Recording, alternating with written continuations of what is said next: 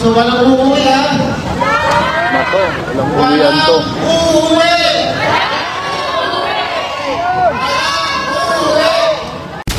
Iyak silong ranger dito. Alias huwag ubob gadon. Sanib pwersa po ang Batanggenyo, Caviteño, at Ilocano. Kasama rin po yung Pangasinense ba ito? Na si Marcolita, diyan sa Liwasang Bonifacio. Lalong kumapal po ang mga sumama sa rally ni Kong Leandro Leviste. Mukhang narinig po tayo kagabi na ni Leandro Leviste nasabi natin sana si Kiko Barsaga ay sumama rin po sa rally kasama si Marcolita. Nandyan nga po, nangyari nga po. Naku, may bonus pang Ilocano. Na galit kay Bungit. Anak ng kagwang, parami na ng parami. Ang mga Pilipinong galit dito sa gobyernong nakangiwi ang panga na pinoprotektahan ni Gadon, na dinipinsahan ni Gadon, hindi na kaya Gadon. Ang may papayo ko sa iyo Gadon, sumuko ka na. Mahirap po dipinsahan talaga ang isang presidente na walang nagawa at nagpapahirap sa bayan. Aminin mo na Gadon na hindi kaya ni Bongbong Marcos ang pagkapangulo dahil hindi po dadami ang mga sumasama sa rally ngayon ni Leandro Leviste diyan po sa Liwasang Bonifacio. Ang tindi ng mga Batanggenyo at Caviteño, talagang sumugod sa Liwasang Bonifacio upang sumama sa panawagang. Maganda naman ang panawagan kasi yung excise tax suspendihin na at yung VAT, valued added tax, alisin na rin para magmura naman ng mga bilihin. Ang problema nga itong si Panfilo Ping Lacson, senador, sabi daw malulugi daw ang gobyerno. Anong malulugi? Luging-lugay na nga Ninakawan na nga po mga Pilipino ng trilyon-trilyon. Magrereklamo pa kayo. Diba? Gadon? Magandang gabi po sa ating lahat. Palike po muna, pa-share, pa-subscribe. At pakipindot po ang inyong mga notification bell para lagi po kayong updated sa ating mga video. Bisdak Historiador, pangalawang YouTube channel po natin. Pa-subscribe din po. Ito pala ay pang-apat na araw na rally dyan sa Liwasang Bonifacio. Napapansin po natin, parami ng parami po ang mga dumating. May mga Duterte diehard supporters na rin po. At yung mga speaker po, parami ng parami. At kapansin-pansin po itong rallying ito, mga mambabatas, mga bagitong mambabatas, nandiyan nagsasalita at sumama. Ang tanong dito, hindi ba kaya ito pag-initan, itong mga tatlong kongresista, na nandiyan ngayon sa rally sa Liwasang Bonifacio, hindi ba kaya ito pag-initan ng mga gobyernong Marcos, mga kaalyado nila diyan sa Kongreso? At 'di ba si Barsaga suspendido na. Si Leandro Leviste may plano rin na isuspendihin at Marcolita. Ito, pakinggan po natin ang mga matatapang na mga bagitong kongresista na nandiyan ngayon sa Liwasang Bonifacio. Narito po. Palagay sa ano? Palagay sa speaker. Sa speaker po yung pinalagay. Oo, palagay. Pinakamalaking papel. Kaya ang pakikisa lahat ng mga kasama po sa Vice Mayor at iba pa ngayong araw po ito. Kaya po, sa inyo na po ang nilagay ko na po sa inyo ang papel para sa pagkakas. Pakoms na start na. Magandang hapon po sa inyo lahat. Sa ating ikatlong araw ng ating pagtitipon dito sa Liwasang Bonifacio. Dumadami at dumadami tayo at yung tayo mga special na bisita na ating mga kakampi sa panawagan ng kababa, International Galis at kababa ng kababa. At ito po ay ang special na kanaan na binigay ang mikropono sa ating kakampi sa Kongreso na may patuparin. Hindi ka lang nagkababa, bakit kung hindi, tanggalin ang buong lahat. At ito po ay si Congressman Kiko Barsaga. Kiko. Ano? Basta mga Batanggenyo dito. Dapat na wala naman. Ito naman natin kapag hindi na tayo natin ngayon. Dapat na natin tanggalin ang excise tax to all through the process. Alam niyo kung bakit? Kasi nilinakulang nila yan! Noon tayo na Elton Road, ako nagkaroon ng destinasyon sa Elton Road. Kailangan ko naman dito. Wala! Comes. Kaya para hindi man na-account-elin natin Rene, comes. we have to remove value-added taxation, we have to remove excise tax on fuel products, and we have to minimize tax as much as possible. And further increase pinakasunod yung sustainable. Pa-check ako ng live sa page ni Com. Dali. Pa-check ako ng live. No. Kung okay yung audio.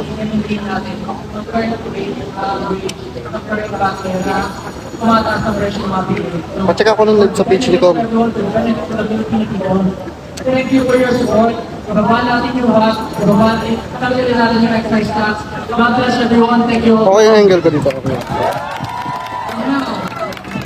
Ayan, maliwanag po dyan sa panawagan nila. Ha? Tanggalin yung excise tax, yung VAT din po ay bawasan. Dapat nga po tanggalin na rin yung VAT para po maibsan ang kahirapan ng maraming Pilipino. Yan po ang maliwanag na panawagan. Ha? Medyo pasensya na kayo sa audio ni kinuha natin to kay akong Liviste na live kanina.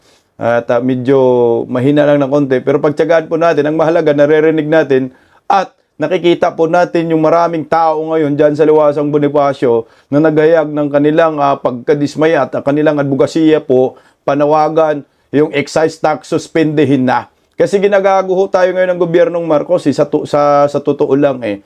Sumiklab yung rally ngayon sa Liwasang Bonifacio, bigla pong nagkaroon ng balita na di umano'y mag-rollback ng piso dyan sa gasolina, anak ng kagwang. Ginago nga ho ang maraming Pilipino dito eh. Magro-rollback kayo ng piso, yung tinaas ninyo mga 100. Ang inumin ninyo, mga dapat kayo parusahan tuloy. Oh. Sa karating makabigay sa paraan ng plan sa Congreso. Ngayon ang representante ng Saglit Party List, Congressman Paolo Marcoleta. Ayan, Paolo Marcoleta. Magandang hapon po sa inyo lahat. Ito po yung nakakatatlong araw na dito. 4 na araw. So walang uuwi ha? Nako, walang uwian to. Uuwi!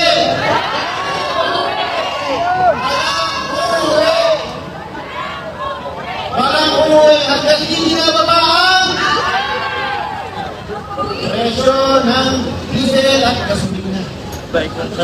Maganda yung walang uwi hanggat hindi bababa si Bangag. Kasi hindi man yan po bababa ang presyo ng gaalangis kung hindi bababa si Bangag. Kaya walang uwi yan hanggat hindi bababa si Bangag.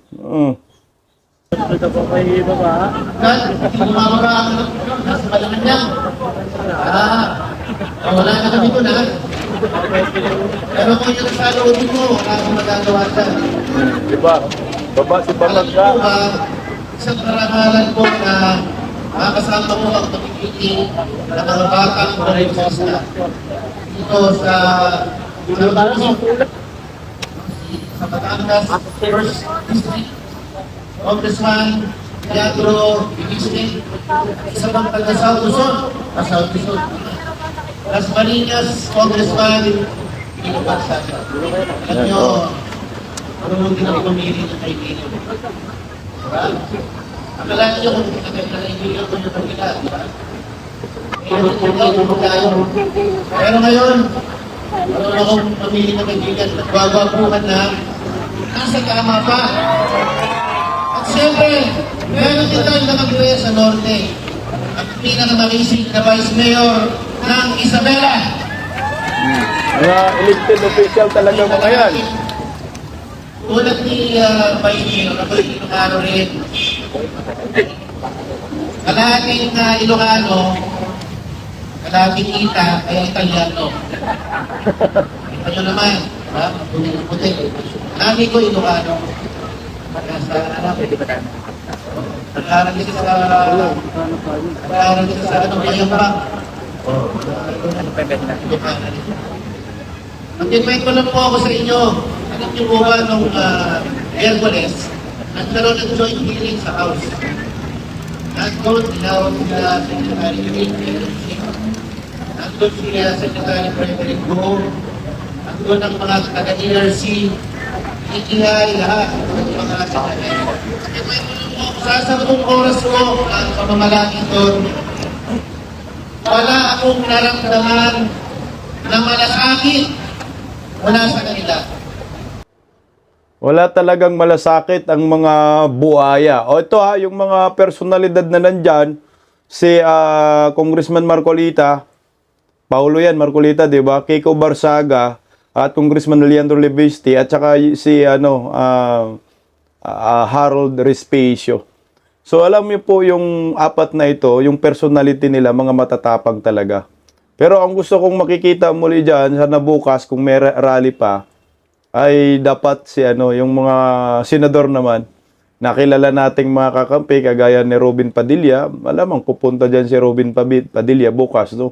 Kung hindi ako nagkakamali, para magsanib pwersa na tayong mga matitinong mga politician. Total, ang mga Duterte diehard supporters naman ho ang pinaka most powerful political allies sa mga panahong ito. Kahit wala ho tayong resources, pero yung puso natin busilak at totoong nagmamahal sa bayan. Kaya sama na ang mga politiko. Tsaka si Bong Suntay, di pa natin nakikita Gituloy lang natin. Nung tinanong ni Congressman Brian po, meron ba bang pag-asa na tumaas ng 200 pesos ang diesel? Ang sinabi ni Secretary Garin, tingin ko baka mas tumaas na ito. Sipin mo yan. Dahil wala tayong control sa nangyayari sa Middle East. Yung ba dapat marinig mo sa isang head ng Department of Energy? Tila walang pakialam, walang puso para sa mahihirap. Parang nagiging gusto lang tagapagsalita ka ng ba ng mga oil companies. Napakalan na lang ba lang yung iniisip, hindi nila iniisip ang paghihirap ng regular na mamamayang Pilipino. Wala man lang walang nararamdaman na sama ng loob. Parang very passive ang kanilang reaksyon. Wala po kami magagawa Kasi yung ceasefire daw ng US and Iran, hindi daw agad-agad mararamdaman yung rollback. Sabi nila, it may take weeks or even months para mararamdaman daw yung pagbaba. Naniniwala ba kayo doon? Hindi ko, merong pakiramdam ko, may usapan lang Parang may usapan lang na, sige, taas ko lang. Para makita tayo pare-pareho. Ganun ba nararamdaman nyo? Iloloko ba tayo? Hindi! Loko. No. Kaya mo gagawin natin. Nalamparin ang ahensya. Kaya dapat walang uuwi dito. Hanggang di natin napupuno ang Liwasang Bonifacio umabot hanggang Menjola. Yan. Wala dapat uuwi. Sino uuwi kami Gusto ko yan yung sinabi ni kung Marcolita na wala dapat uwi. Kasi hanggat hindi mapuno ang aabot sa Minjula. Kasi nga tama naman, harap-harapan po tayong niloloko. Mantakin mo, ikaw Department of Energy Secretary, ikaw mismo nanggaling sa bibig mo na aabot ng 200 pesos ang presyo ng langis. Dapat hindi ganon. Dapat ang statement mo ay sisikapin po namin na ibababa ho ang presyo ng langis. Hindi pwedeng aabot sa 200 pero sila aabot, no? So nagiging spokesperson ito si Garin ng mga oligarko na pag nagmamayarin mga dambuhalang oil companies. O baka naman tama rito si Kong Marcolita na may pinag-uusapan na, may kasunduan na ang gobyernong Marcos at mga oil companies na kailangan itaas natin para magkaroon tayo ng malaking paghati ang pera at ilalagay sa malita. Pupunuin. Di ba kaya ang Iglesia ni Cristo ay sumama na rin ho dito sa Liwasang Bonifacio? Patay ka bangag. Ilalong iyak siya din dito. At tuloy-tuloy na po dapat ito. Wala nang tigil. Ito ang nag-umpisa po dito si Leandro Levisti. So baka sasabihin naman, mga didiis naman yung pakana. Wala pang masyadong mga didiis dyan. Hintayin nyo, darating po kami dyan. Tuloy po natin, Uwi lang kayo para maligo. Kailangan ko natin asik dito. Pero okay lang, basta may paglaban natin ang ating gusto. Correct. Diba? Ano gusto yung sabihin ko, sa Monday meron na naman, joint hearing. Ano na naman gusto yung sabihin ko sa kanila? Magro-rollback daw sila. Piso. Medyo nakakalata na, yung galit ng mamamayan, nararamdaman na nila. Correct. 9 pesos rollback sa diesel. Okay ba sa inyo yun? Happy na ba kayo doon? Hindi. 50 dapat. Correct. Gasolina. Alam niyo yung ibababa na rollback? Piso. Piso! Nahiya pa kayo? Ako alam niya. Ang taas, grabe silang magtaas, pero pagka rollback, Piso lang. tingin. Ano kami, pinag-iinsulto nyo kami? Hindi pwedeng ganyan.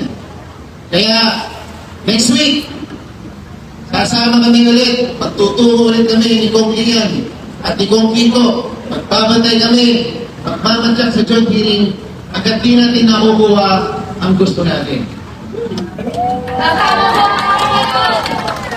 Alam nyo, si Kong Lian, lumalakas ang loob ko pag nandun. Eh paano ko kaya nandiyan na si Kong Kiko Barasaga? Yan. Magtatlo na kami doon. Suspendido na eh. Masaya na sila lahat. Suspendido pa. Ito ang trilyon na babantayan nyo. Itong tatlong to ang lalaban sa mga buhaya doon. At siyempre, ang ating idol, si Vice Mayor, baka mag-congress pa na rin mga nyo. At siyempre, si Ma'am Cathy Binat, di nyo alam, baka mag-party listo. O senador, di natin masabi. O kayo, managtigal lang po tayo. At huwag tayong bibitiw hanggat tayo natin nakukuha ang gusto natin. Tanggalin ang bat! Ang excise tax, alisin! Sinabi ko rin pala nung nakaraan. Nung panahon ni Pangulong Arroyo, siya ay nag-issue ng Executive Order 839 na increase niya ang petrolyo, ang mga produktong petrolyo presyo. Sabi ko, ba't di nyo magawa ngayon? Nagawa ni President Arroyo noong 2009 nung tayo hinagupit ng Ondoy. Domestic problem lang yung kalamidad lang na pambansa. Ngayon, pandaigdig ang krisis. Nag-declare ka ng energy emergency, state of emergency. Bakit hindi mo magawa, ma-invoke ang power na yon na increase ang presyo ng langis? Tama ba? Ano? Hindi magawa kasi nga, utang ina, may kita. At kontrolado ng oligarkiya. Nagawa nga yan ni Gloria Macapagal Arroyo yung panahon ng Undoy. Saka sa panahon din ni former President Duterte nung pandemya, napa-price yung napa-price yung presyo ng langis, hindi tumaas ng todo. Pero ito ngayon lampas hanggang impyerno yung pagtaas. Kaya nga nakakaduda na itong si Bongbong Marcos meron na pong emergency power for state energy emergency. Naka-specify talaga yung kapangyarihan na yan para sa enerhiya na naranasan po ng maraming Pilipino sa bansang ito. Hindi pa po niya ginamit. Bagkos lalo pa po niyang pinataas ang presyo ng langis. Dapat po, nung 150 pa lang ang krudo, pinifresh na po niya. Wag nang mag-increase, tama na, bababa pa tayo. Hindi. Ngayon magba 170 na, putang ina. Kahit na yung 120 na umabot na ng 100, ang presyo ng langis, dapat in-stop na yung pagtaas, kinontrol na kasi meron naman ng state of energy emergency, anak ng kagwang kahinayupak ang bangag. Hindi magawa-gawa kasi may tungpats. May kita ba, komisyon? Tuloy Walang asin para sa asin. Correct. Walang pakialam. Dapat ibalik na ang tapang at malasakit sa ating gobyerno. Day Sara. Tama ba? Hanggang nandito ang mga leader na ito sa harap niyo, pagsisikapan namin na ibalik ang tapang at malasakit para sa ating mga mamamayan. Maraming salamat po at magandang hapon sa inyo lahat. Ibalik ang tapang malasakit. Alam na Duterte. Tuloy, oh. Kay Congressman Paolo Ngayon para sa ating boss, nangyari ang ating kakinat na sa Norte. So, si ano? Na ang buong Pilipinas ay nakakaisa para sa magbaba. Yeah, baby. Sa presyo ng langis. Vice Mayor, Halo, Respisyo. Na, taga Norte. Magandang hapon, kapananggalan! Yan, oh. Inaalala ko ang mga taong galing sa tahanan ng mga bayani ng Pilipinas! At syempre, kasama ko rin ang mga bagong bayani ng Pilipinas. Bagong bayani na si Congressman Ian Leviste! Yun! Isa pang pinanggalingan ang bayani ng Pilipinas! Tahanan ng pagiging! Ang kabine! Yeah! Bagong bayani ba? Si Congressman Pico Marcelo! At ito rin, Grabe, parang wrestling lang, oh. bagong bayani ng progreso, sila ang malaman at kinakasuhan. Congressman Ilan, Congressman Tito, at Congressman Paolo. Bagong bayani, sagutin nyo. Bagong bayani ba? Si Congressman Paolo Marcoleta! Ako po si Atty. Halo Respisyo. Vice Mayor po ako ng Reina Mercedes Isabel. Isa po akong Ilocano. At madalas po pong nakakasama si Lian, si Tito, at si Congressman Paolo Marcoleta. At nandito ako ngayon, kasama ko ngayon, para manawagan sa aming Pangulo na sa wakas ay magtrabaho ka na, sir! Gusto niyo bang magtrabaho si BBM? Gusto ko isigaw ninyo ng napakalakas. Marami lang ang Malacanang dito. Gusto niyo bang magtrabaho si BBM? Ayun. Ang tagal nang hindi nagtatrabaho si BBM. Kasama tayo ni BBM. Sino pumunta kay BBM? Ako pumunta kay BBM. Yung ano ko eh. Doon sa Norte Luzon. Solid Norte yan. Parang namin si BBM. Pero ang pagkakamali kasi nila, akala nila, porket mahal namin si BBM, ay hindi na namin papasin kapag hindi siya nagtatrabaho. Ano ang ginawa niya? Sa nakaraang 4 na taon, Wala. Tanay singhot. hindi nagnakaw! Yan, oh.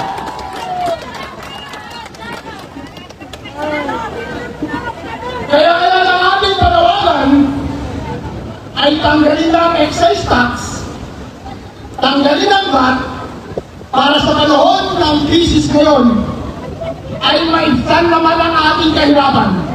Gusto niyo ba yan? BBM, pagkakataon mo na ito, hindi pa uwi ang lahat. Bumaba ka na. Yung pangako ko sa amin na ibabalik ko ang karangalan ng mga Pilipino, pwede mo na ang gawin ngayon. Itigil mo na ang pagnanakaw at simulan mo ng magtrabaho.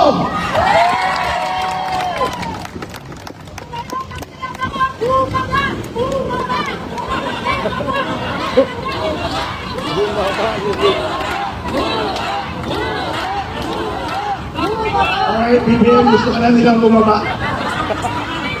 Pero ang problema, anong inaatupan ni BBM? Gusto tanggalin si Sara. Dahil gusto niyang ipagkait sa inyo, mga kababayan kong Pilipino, ang karapatan ninyong mamili ng gusto niyong leader sa susunod. Bumaba ka na daw, bangag. Tama naman eh. Kailangan bumaba si BBM sa pwesto para bababa ang presyo ng langis kasi kontrolado sa ng mga oligarkiya eh. Sabi nga ho ni Marcolita, baka may komisyon pa tong animal eh. Na kailangan bumaba para bababa ang presyo ng langis. Iyak na naman dito si Gadon. O tuloy o. Dahil kapag na-impeach si Vice President Sara Duterte, hindi na siya ang susunod na president natin. Kung sino ba ang mangyari na hindi maging presidente, si VP Sara ng Pilipinas! Nako. Marami talagang didiis dyan. Hindi ko alam kung kaya mo ba magtrabaho. Sa sobrang kakakokin mo ng ilang taon. At ngayon siguro, sa sobrang stress mo, ay nakakasakit ka na. Ika sa tiwalaan na kaibsan ng ating kailangan ngayong panahon ng krisis at para magsimula na ang inyong pangako na umunlad ang Pilipinas, gawin na natin ang ating trabaho at tama na ang pangabi sa mga bagong bayani ng Pilipinas. Maraming salamat po sa inyo. Hindi ng talumpati ni ng ating mga bibina ngayong araw. Kaya naman mga pagkakagaya, at kailangan po natin mas marami pa sa mga susunod na araw dahil Ako, meron pa po ka.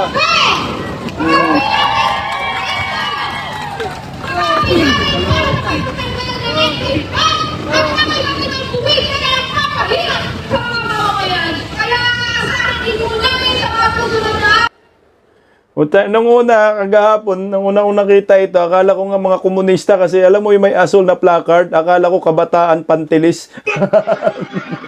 Pero ito, legit po ito, mga ordinaryong Pilipino, sumukhang halo-halo na po. Ang nangunguna dito talaga, mga Batangginyo, no? Batangginya, hanggang ngayon ay nandyan pa rin po sila. So, ibig sabihin, tuloy-tuloy yung rally na ito.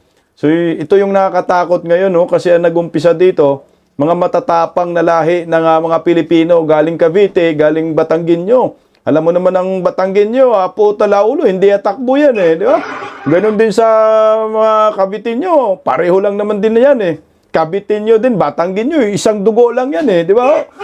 Talagang may paglalagyan dito si Bungit. So ngayon, ang point natin dito, ito ba ay simula na ho ng galit ng taong bayan? Dahil pag tiningnan po natin, hindi na ho biro itong kahirapan at crisis sa ating bansa na naranasan ng mga, hindi na lang po mga lower class ngayon ang umaaray, kundi mga middle class. Ang middle class ngayon, sila na po yung lower class ngayon. So yung lower class ngayon, grabe na, kawawa na po talaga. Yung size ng basket size po ng mga ordinaryong Pilipino, grabe na, maluwang na. No? Yung pera natin ngayon, yung 1,000, 100 na lang yan ang halaga.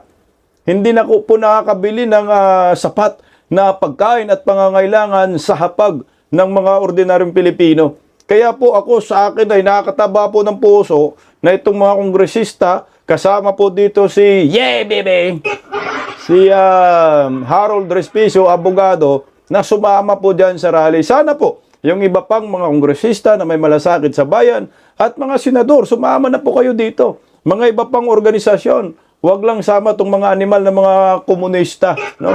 Yung Kabag Party List. No? Ito, legit po ito. Sigaw po ng taong bayan, sigaw po ng ordinaryong Pilipino. Hindi po ito sigaw ng mga kaliwang grupo. Hindi po ito sigaw ng mga political color. Ito po ay sigaw ng mga Pilipinong unique, organic, na pumunta po dyan na at ipinaglalaban po ang totoong concern ng bawat Pilipino na magmura ang bilihin ng mga langis. Tingnan mo itong yung mga komunista, hindi sila nagrarally dyan, di ba? Naunahan na naman po ang mga hinayupak na ito ng mga ordinaryong Pilipino. Tanggalin yung VAT, tanggalin yung excise tax, at ang pinakamaganda, sinamahan po ng mga kongresista na totoong nakikipaglaban para sa bayan. Sana yung Iglesia ni Cristo sumama na rin po dyan, pag dumami pa, at KOJC, at marami pang iba. yung relihiyon ni Villanueva, hindi na po natin aasahan yung Katoliko, pero yung El Shaddai, pwede pong sumama dyan. Mga kaparian, mga kalbong obispo, Father Flavio, wala yan. Sa mga senador, sumama na po kayo. Kailangan po sumigaw. Putya na, ang ganda naman ng panawagan, excise tax at VAT at tanggalin. Binigyan naman po ninyo ng kapangyarihan si Bangag, State of Energy Emergency, hindi naman nila ginawa yung kanilang trabaho. At itong si Lacson, sinabi pa niya na pag tinanggal daw yung excise tax at VAT, bilyon-bilyon po yung mga mawawala sa gobyerno. Nakita, anak ng kagwang, iniisipan ninyo yung gobyerno. Iniisipin po ninyo yung ordinary Pilipino na pasa ng daigdig ngayon. Kaya na po ito ng, I think, expert ba ho ito? Parang vlogger siya, pero sinerch ko po siya. Mukhang expert po sa taxation. Pinuna po si Panfilo Lacson bago po natin pag-usapan itong iyakin agad doon sa dulo. Pakinggan po natin si Madam narito. So ito po sa to, nakita ko lang sa Facebook na share ni Coach Josh na pinost ni CNC. I don't normally share mga contents na negative, but nakaka-frustrate, na nakakainis, na ngayon sasabi ni Lacson na yung Pilipinas daw is risking of losing Billions. 320 billion na supposedly revenue kung aalisin yung VAT or yung excise tax para sa fuel. Or not totally alisin naman, suspension lang naman. Kasi ano ba yun, parang hindi man ako galit na mawawalan ng 320 billion. Nakakagalit kasi parang lagi tayong pinagbabayad sa problema na hindi naman tayo gumawa. Correct. Every time may crisis, every time may fuel inflation, every time may global tension, ang solution agad lagi, dagdag pasanin sa tao. Tiis muna. Kailangan para sa ekonomiya. Pero guys, let's be honest. Ilang dekada naman tayo nagbabayad ng buwis. Ano ba talagang nakukuha natin? Lubog na kalsada pag umuulan. Mga public hospitals na sobrang kulang-kulang yung gamit. Mga sistema natin na parang hindi naman para sa mga ordinaryong Pilipino. Tapos ngayon sasabihin na, ay hindi pa tanggalin yung VAT kasi sayang yung 320 billion. Bakit sayang? Para kanino ba yun? Para sa mga Pilipino rin naman yun. Sobrang taas ng gasolina ngayon, sobrang taas ng diesel ngayon. Grabe, parang, bakit hindi ka nararamdaman? Bakit sobrang lala? Kasi ang question naman dyan, saan ba talaga napupunta yung mga naunang binayad natin? Bakit parang walang nagbabago? Kahit naman tuloy-tuloy yung bayad natin, kahit tuloy-tuloy yung kalta sa tax natin, kahit tuloy-tuloy yung bayad natin sa mga taxes, sa mga VAT, hindi naman nawawala yan sa lahat ng bilihin natin. From the time na ma-receive pa natin yung sahod natin, kaltasado na yan eh. Hindi naman tayo tumitigil magbayad. Kasi hindi naman to parang simpleng usapin about VAT. Usapin to tungkol sa tiwala. Kasi honestly, kung ramdam naman mga tao na maayos yung sistema, kahit mahirap magbayad, magbabayad pa rin yan. Pero guys, kung paulit-ulit na nawawala yung pondo, di mo maintindihan, ba't wala nakukulong? Bakit yung mga news walang kwenta? Bakit wala tayong updates dun sa mga nawalang pera na limpak-limpak? May mga ebidensya, may mga resibo. Bakit walang ganap? O baka yung mismong media, kinukurap din tayo. Baka mismong media, kalaban din natin. Mismong media, kinakawawa yung mismong kapwa Pilipino, di ba? Kasi wala sinong accountable. Kaya natural, mapapatanong ka talaga, may stress ka talaga. Hindi naman syempre, definitely, siguro tayo, Pilipino, gusto natin tulungan yung Pilipinas, definitely. Ako talaga, I'm really eager na talaga matulungan yung bansa Pilipinas. At hindi lang ako for sure nag-iisa. Maraming mga negosyante, mga kapwa Pilipino na gustong makatulong sa Pilipinas. Mahal natin yung Pilipinas. Pero, syempre, sana mas maramdaman natin na may bumabalik man lang sana, di ba? Kasi hanggang kailan tayo mag-a-adjust para dun sa sistema na hindi naman marunong mag-adjust para dun sa mga mamamayang Pilipino. Kasi magtataka ka, bakit ganun? Bakit parang hindi naman ina-address ng gobyerno yung mga nawawalang pera? Kasi yung nawalang pera na yun, pang-aid na sana yun ngayon sa nangyayari ngayon na krisis sa atin. Tama. Kung nare-realize nyo talaga kung gaano kalala yung problema, maiinis kayo. Siyempre, ayaw na bumiyahe ng mga sasakyan, ng mga jeep, tricycle, ng taxi, or whatever. Hindi mabiyahe yung mga yan kasi lugi sila eh. So, kung walang mga transportation, o paano na yung shipping ng ng mga produkto natin, ng mga serbisyo natin? Paano matatransfer yung mga gulay galing sa probinsya papunta sa Manila? So, kung umonti yung supply, syempre, tataas na naman yung presyo niyan. Siyempre, inflation risk na naman yan. Eh, kung gano'n naman pala, wala naman pala ma-deliver. Bakit pa mag-harvest yung mga farmers natin? Bakit pa Basura sila na lang. magtatrabaho, magtanim-tanim dyan? Eh, kung wala naman din pala silang kinikita. So, imagine niyo yung impact, domino siya, hanggang doon sa pinaka-ilalim na trabaho. Hanggang pataas. Tapos ngayon sasabihin ng gobyerno na, we are risking 320 billion loss. Ay, umay. Umay ka daw, Lacson. Wala, yung logic ni Lacson talagang anti-poor, no? At nabusalan ho ito ng malita. Mantakid mo marami ng ebidensya, mali-malitang pera. Pero hindi nagpa-imbestiga, sinisi pa si Chavit Singson. Sabi naman ni Chavit, bakit nyo sinisi sa akin? Hindi ko kasalanan yan. Kasalanan ho ninyo. Pinuspon din nyo kayo po ang sisihin. Yan po ang katotohanan yan. Kaya itong si Larry Gadon, sarap hambalusin tong animal. Tayo na yung si Gadon mukhang gumapo diyan in-enhance natin yung mukha Pero iyak pa rin si Gadon. Lalo na ngayon dumami na po ang mga galit kay Bongbong Marcos. Alam mo yung reaction ni Gadon, ito ay tungkol sa sino ba nagpakalat kasi na yung AI daw doon sa Bataan yung araw ng kagitingan na nandun si Bangag. Paano kasi hindi po kayo kapanipaniwala Kayo po yung mga basura. Budol-bodol. Kaya galit na galit si Gadon sa mga DDS. DDS sinisisi niya, anak ng kamuti. Sisihin nyo, yung PCO nyo. Kitang-kita, nabutasan pagkakasuhan daw ni Gadon ang mga DDS. So, ito, pakinggan natin si Mr. B ng Pinas. Ang iba pa dyan ay talagang hindi ginagamit ang utak. At sinasabi, ngayon daw event doon sa Bataan ay last year pa daw yon. At yun ay ni-replay lamang. Bay, katawa-tawa naman. Anong klaseng utak meron kayo?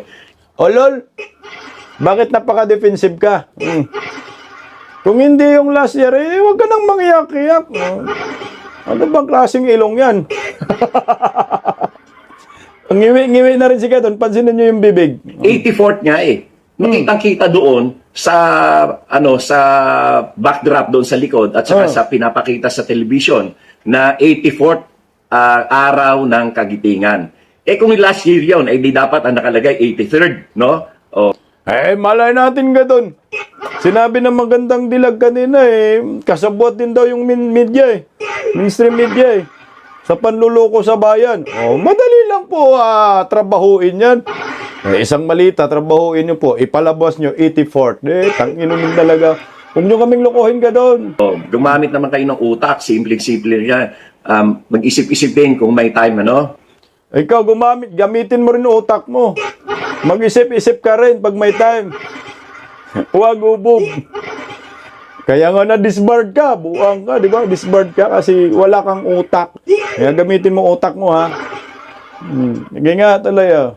Sobra-sobra na ang pagmamalabis nitong mga DDS vloggers na ito na nagpapakalat ng mga fake news na si BBM daw ay namatay, na siya ay may stage 4 cancer, na siya ay may karamdaman na kinakailangan niyang i-confine sa isang hospital sa Quezon City. At yan ay lahat ay kasinungalingan sapagkat magkasama kami ni Presidente Bongbong Marcos noong April 9 kung saan sinasabi nila na naka-confine daw ito ng malubha sa isang hospital. At nung Bangag ka rin Gadon Hindi naman sinabi na April 9 yung merong kumakalat na na-confine di umano si BBM. I think Holy Week man yan dong, di ba? Nahanap ba kasi napuno man ng kapulisan yung labas ng St. Luke's. Marami kasing nagsasabi namatay daw si BBM. Yun din yung sobra doon. Pero hindi mo rin masisisi kasi Gadon na masasabi ng mga ibang mga netizen. Huwag naman DDS vlogger yung pagbuntungan mo. Ito naman talaga. Kasalanan din yan ni ninyo.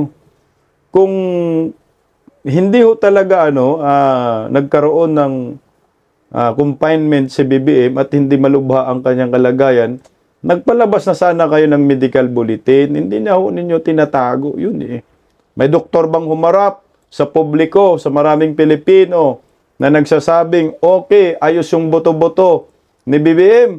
Wala man dong. No? Wala dong. As in, nangiwi na nga ho yung bibig mo dong. Wala man kami narinig. Sino ba nagsasalita doon? Si Krerering.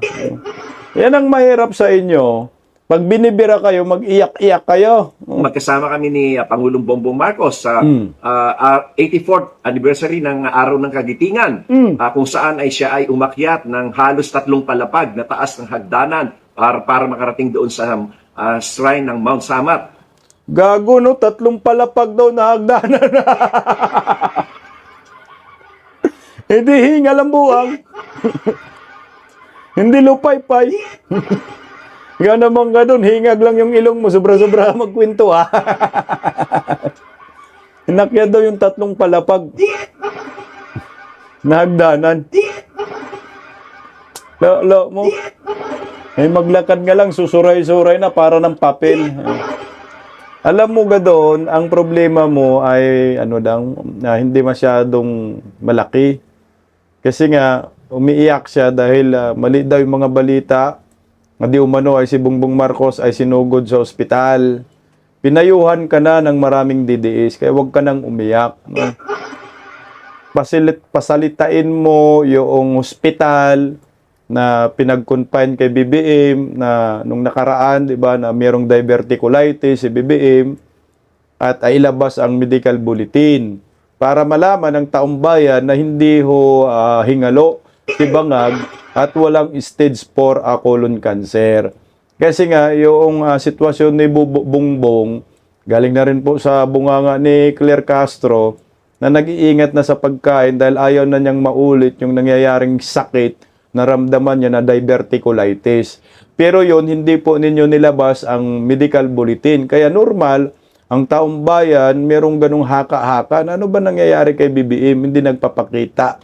Lalo na biglang payat, hindi na po maintindihan ng maraming Pilipino kung si Bongbong Marcos pa ba yung kaharap. Kasi sa gabi payat, sa umaga taba. O ngayon, ano pong nangyayari dyan? Magic. Huwag ka nang umiyak. Malapit naman na bumaba ang amo mong nakangiwi ang panga. Paggising sa umaga, tanghali at gabi, nakikita ko ang post niya, ang hapdi. Paano nga ba to? Di ako makatanggi. Watch ko na lang at isipin ng mabuti. Disdak Pilipinas. Disdak, tinig ng katotohanan. Sa bawat vlog may laban sa kasinungalingan. Mulat ang mata, gising ang masa. Disdak Pilipinas, para sa bayan, gumigising sa diwa. Sa likod ng kamera, tapang ang dala, walang sinasanto kung mali ang gawa. Hinay-hinay, pero palaban. Boses ng tao sa digital na labanan. Disdak, tinig ng katotohanan. Sa bawat vlog may laban sa kasinungalingan. Mulat ang mata, gising ang masa. Disdak Pilipinas, para sa bayan, gumigising sa diwa.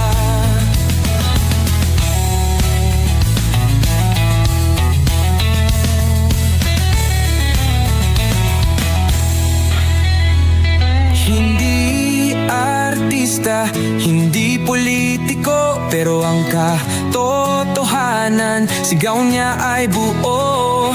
Sa YouTube o Facebook man siya makita, may aral ka pa rin, may uwi sa bawat salita. Disdak, gising sa katotohanan. Di lang kwento, kundi panawagan. Sa bawat Pilipinong naghahanap ng liwanag. Disdak Pilipinas, kasama sa pagbangon ng bayan.